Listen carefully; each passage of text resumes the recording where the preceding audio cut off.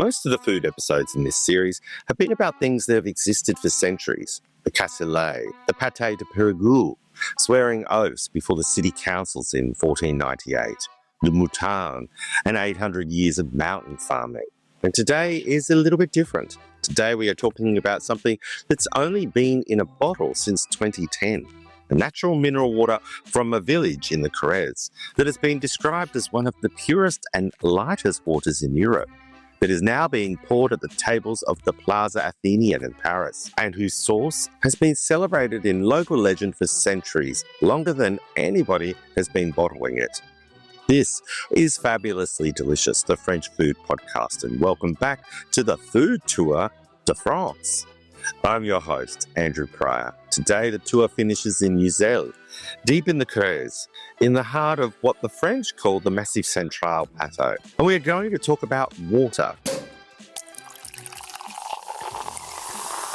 Let's start with where this water comes from. Treignac is a village in the Corrèze, built between 400 and 500 meters altitude at the foot of the Massif Central, a natural highland rampart that sits between two local landmarks with wonderful dramatic names, the Rocher de Folle and the Soute de la Vrille.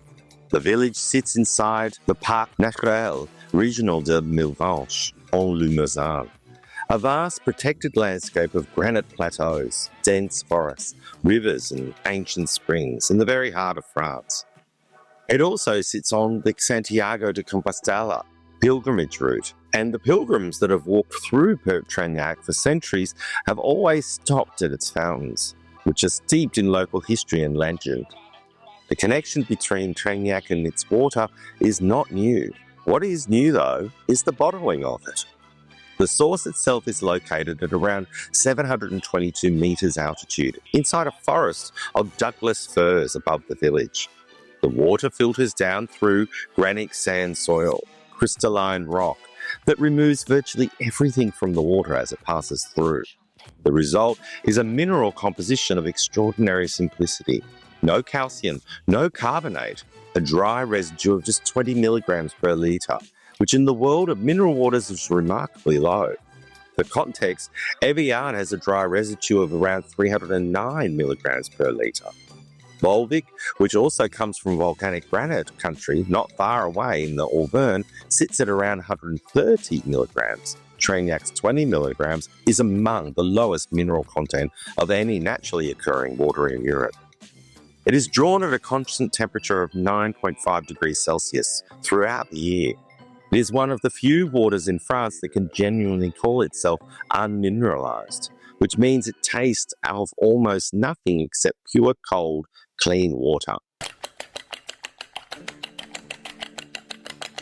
The idea of bottling the Treignac source began in 2002 in a family discussion led by a woman called Michelle Saint-Laudry.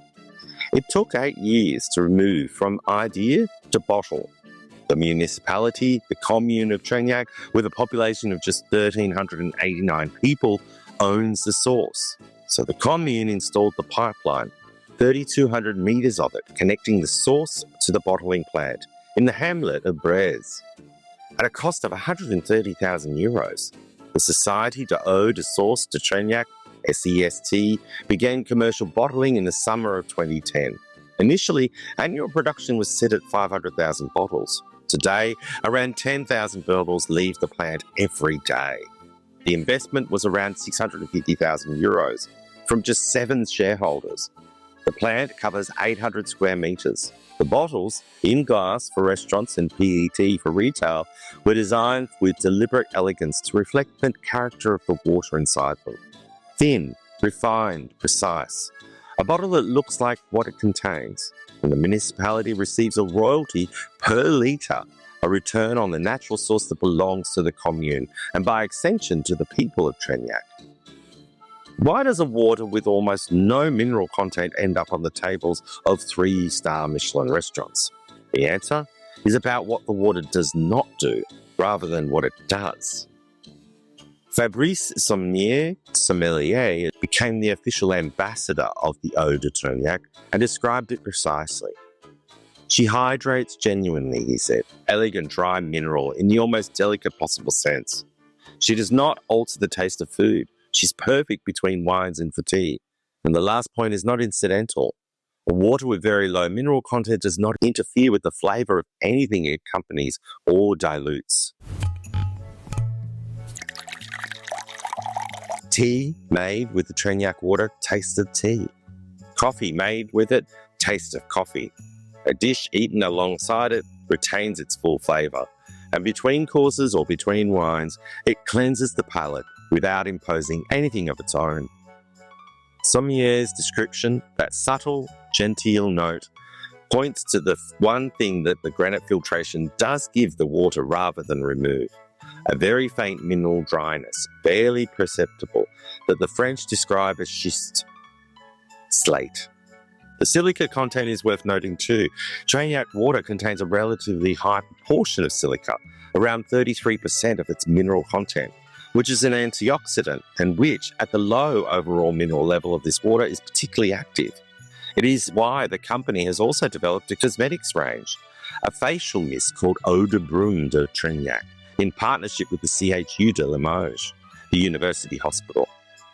A mineral water with dermatological properties serious enough to be developed in partnership with a hospital research department. For a water this light and this pure, the food pairings are simple.